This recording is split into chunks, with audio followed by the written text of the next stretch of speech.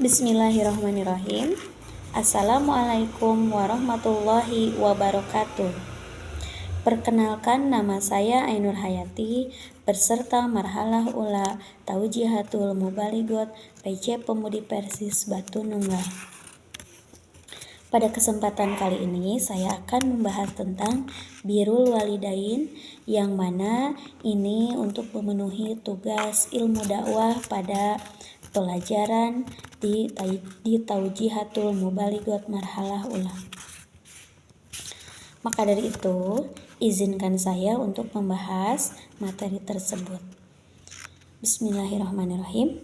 Innal hamdalillah nahmaduhu wa nasta'inuhu wa nastaghfiruh wa na'udzu billahi min syururi anfusina wa min sayyiati a'malina may yahdihillahu fala mudhillalah wa may yudlilhu fala hadiyalah. Asyhadu an la ilaha illallah wa asyhadu anna Muhammadar Rasulullah alladzi la nabiyya ba'da amma ba'du. Puji dan syukur marilah kita panjatkan kehadirat Allah Subhanahu wa Ta'ala, yang mana dengan kasih dan sayangnya kita masih bisa diberi nafas dan kita masih diberi kesempatan, diizinkan oleh Allah untuk bisa menikmati beriman dan berislam. Pada kesempatan kali ini saya akan membahas tentang Birrul Walidain. Apakah itu Birrul Walidain? Ya, itu adalah berbuat baik terhadap kedua orang tua.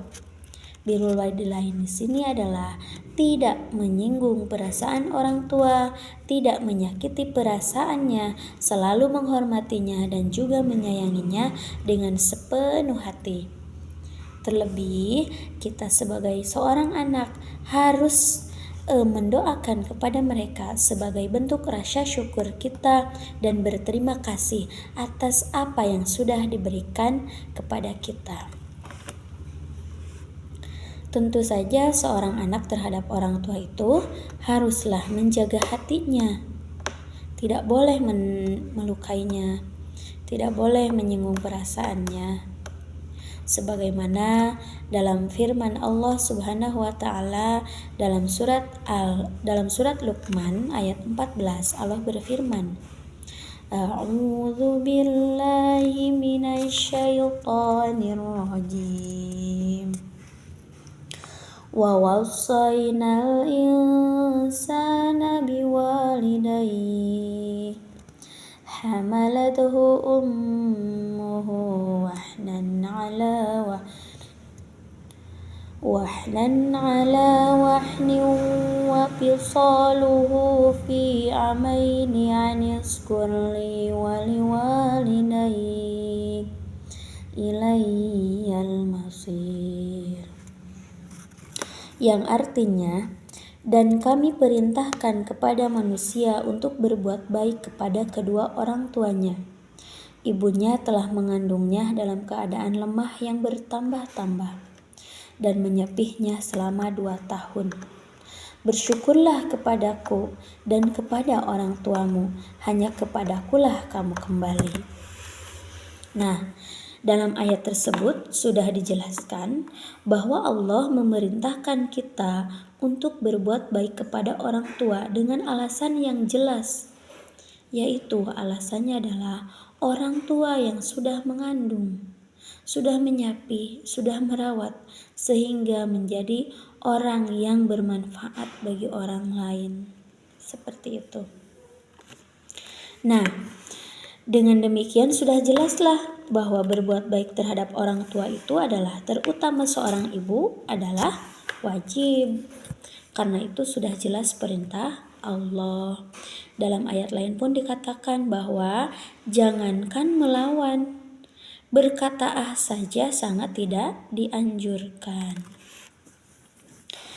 Apapun yang anak lakukan harus berada dalam izin orang tua, harus berada dalam pantauan orang tua. Kenapa?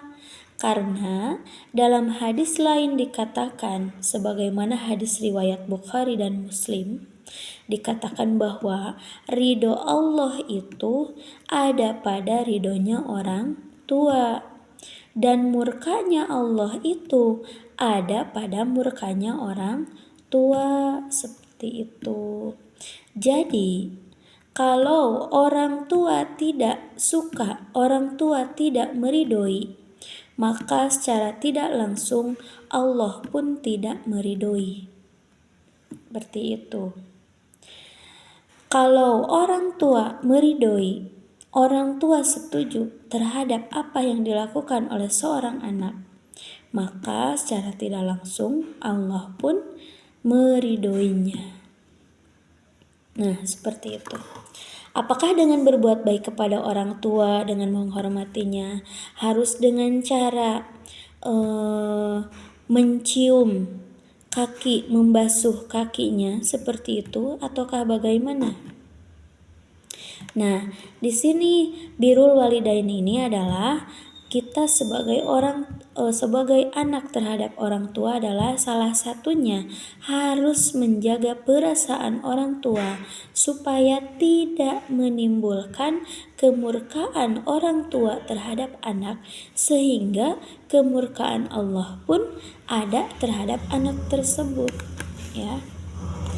Nah, seperti itu. Sebagaimana dalam doa untuk orang tua, Allahumma gfirli wali walidayya warhamhuma kama rabbayani shaghira. Ya Allah, ampunilah dosaku dan dosa kedua orang tuaku sebagaimana mereka menyayangiku di waktu kecil. Nah, timbal baliknya adalah ketika kita sebagai anak disayangi oleh orang tua, maka ketika orang tua sudah lanjut, sudah tua, maka siapa yang berkewajiban mengurus mereka? Yaitu tiada lain adalah anaknya. Seperti itu. Pada kesempatan kali ini mungkin hanya itu yang bisa saya sampaikan. Mudah-mudahan bermanfaat apa yang saya sampaikan, terkhusus buat saya, umumnya buat para pendengar semuanya. Mohon maaf apabila banyak sekali kekurangan yang saya paparkan di sini.